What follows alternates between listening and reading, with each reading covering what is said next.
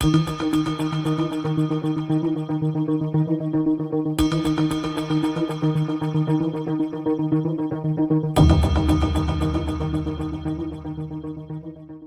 Hill here, the CEO of Tourism Fiji, and great to join you. Thank you very much for having me. I look at the moment, I'm living here in beautiful Fiji. I've been living here for over a year in my role as the CEO of Tourism Fiji. And before that, I was working in South Australia, also in the tourism industry for about 6 years there before making the move over here to Fiji.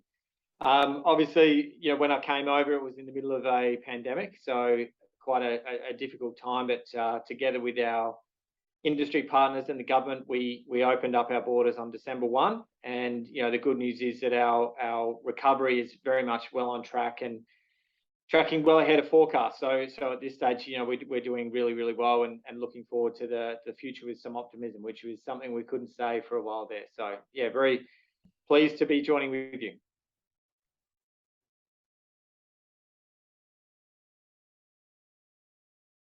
Look, it's a difficult one to answer actually, Chris, because there's so many wonderful cultural elements in Fiji. But the one I'm going to single out is actually an experience I did at a resort called Nanuku on right down near Pacific Harbour.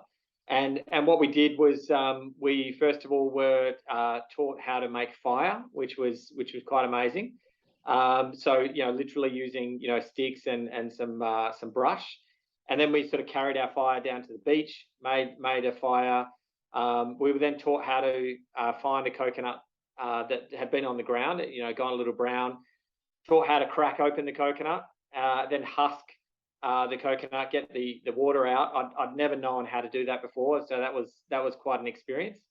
So I hollowed it all out, and then we got a banana tree which has these very large hollow trunks, and so we grabbed some of that out. We filled it with a lot of the coconut. We had a lot of natural ingredients like herbs and so on from the area, plus some local river prawns. And we put it all into the bamboo and stacked it on the fire. So it was an incredible experience done with a local Fijian, where basically we were taught literally from scratch to make your own fire, grab your own coconut, and get your own food. It was quite a stunning cultural experience.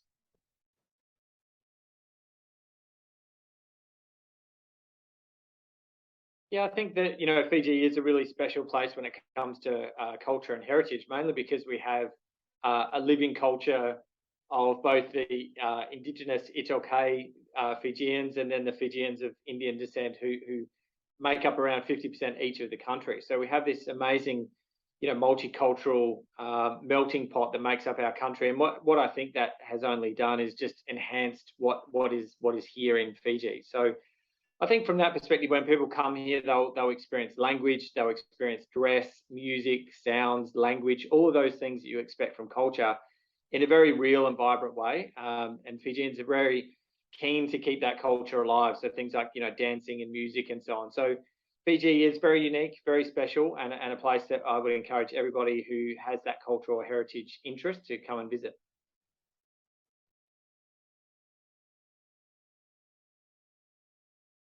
The buzzword at the moment for everybody really is sustainable tourism. And I think sustainable tourism has a number of meanings. And I think from that perspective, what we're seeing in Fiji is we're seeing that people want to come here and discover the rawness of Fiji. They're not afraid of the fact that, yes, you've got a beautiful resort, and then not far down the road, you've got a village which is, very rustic and very real.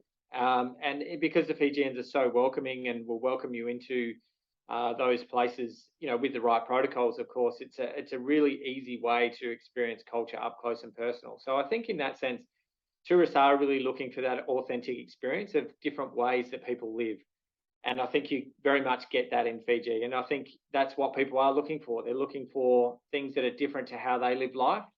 And they're open to, taking on those new experiences. And I think that's what Fiji does.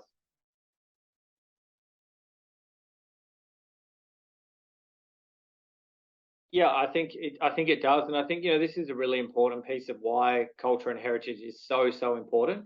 Particularly here in Fiji. I mean, around the world, perhaps through the 80s and 90s, people associated tourism with things like theme parks and these kinds of things, big attractions that cost a lot of money. And I think as time has evolved, people have wanted to get back and strip back to, how other people are living, what are other people doing, what are they doing with food, what are they doing with dance and music and song and culture.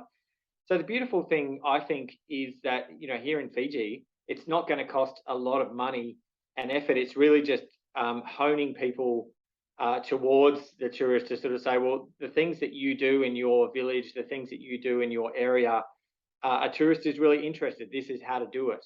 And I've seen that up close and personal numerous times here in Fiji. And I think that's the beauty. You've got these outer islands. We can take tourists there. They can experience it.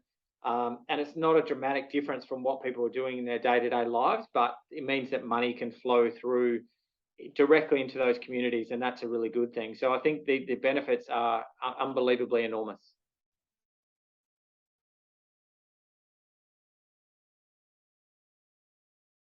Yeah, so look, we believe that, tourists are really interested and motivated to travel for culture and heritage. So that's the reason why, we're launching our new campaign beginning on October 10, which is Fiji Day.